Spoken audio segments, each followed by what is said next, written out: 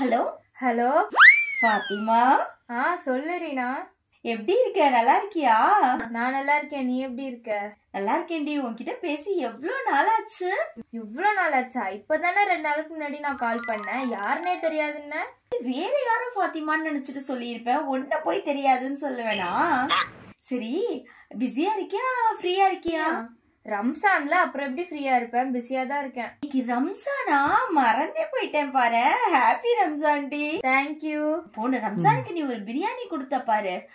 அப்பா, அப்படி ஒரு டேஸ்ட் டி. இது வரைக்கும் நான் அந்த டேஸ்ட்ல எங்கேயுமே சாப்பிடல. என்ன ஒரு டேஸ்ட் இப்பவும் நாக்குல நிக்குதுடி. நான் பிரியாணிக்காக கால் பண்ணிருக்கு. பேச்ச பாரு. போன வாட்டி ஒரு பக்கெட் கொடுத்து விட்டியா? அத நானே முக்காவாசி காலி பண்ணிட்டேன். வீட்டுல இருக்கவங்களுக்கு எல்லாம் சும்மா ஒவ்வொரு ஸ்பூன் தான் டேஸ்டுக்கே கிடைச்சதுன்னா பாத்துக்கோயே. இந்த ரம்ஜானுக்கு நீ 2 பக்கெட் கொடுத்தா கூட பத்தாது. இந்த வாட்டியும் உனக்கும் சேர்த்து தான் பிரியாணி செஞ்சிருக்கேன். கொடுத்து விடுறேன். நீ ரொம்ப கம்பல் பண்ற, அதனால வேணா கொடுத்து விடுறீ. வருஷம் வருஷம் ரம்சானுக்கு மட்டும் கரெக்டா ஃபோன் பண்ணிடுறா. மற்ற நாள்லாம் நான் ஃபோன் பண்ணா கூட எடுக்கிறது இல்ல. நான் ரம்ஜானுக்கு பிரியாணி வாங்கிட்டேன். அப்பாடா, இப்பதான் சந்தோஷமா இருக்கு. ஹாப்பி ரம்ஜான்.